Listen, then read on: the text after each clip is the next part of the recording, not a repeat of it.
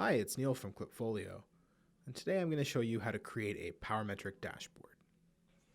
What you see in front of me right now is a brand new PowerMetric that I just created, and the first step towards creating a PowerMetric dashboard is configuring this to get it in the view I want. So first things first, I'm going to go ahead and change the date range.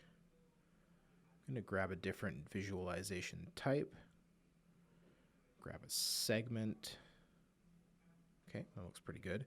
And I can go through here and I can choose any of the other sort of slice and dices that I want, but right now I'm happy with this. So I'm going to go up to the three-dot menu in the top right-hand corner. I'm going to add it to a dashboard, and I'm going to add it to a PowerMetric dashboard. Now you can see I don't currently have any PowerMetric dashboards, so I'm going to create a new one. Awesome. Well, there it is. We have our first PowerMetric on our PowerMetric dashboard. Now this isn't particularly telling, so what I'm going to do is I'm going to go ahead and just create a couple of copies of this. And I'm going to take advantage of one of my favorite features of a PowerMetric dashboard, which are these global filters. So let's select all of these.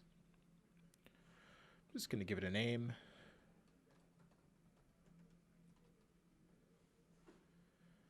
And if I had any other PowerMetrics I wanted to add, I could add it from this button here. But for now, let's go ahead and work with what we got here.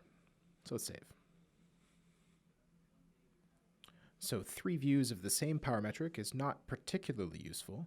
So I'm going to go back into the edit and I'm going to configure some of these. Let's go to the 3-dot menu in the corner of this and we'll configure it. I'm going to change the visualization type and I'm going to change my segment. Great. For the one over here, I'm just going to use a really simple visualization just to see my overall revenue. There we go. And now I'm just going to clean this up and make it a little bit prettier. So I can shrink the number. And I'm going to give this one a little bit more room to breathe. And same thing with the one on the bottom here.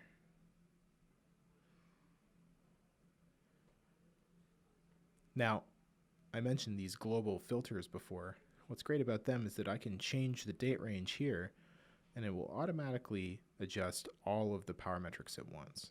I can even do filters. So if I want to see just distributor and reseller business, I can filter that and it will all change here as well. So build a PowerMetric dashboard and get a chance to view your PowerMetric from all sorts of different angles.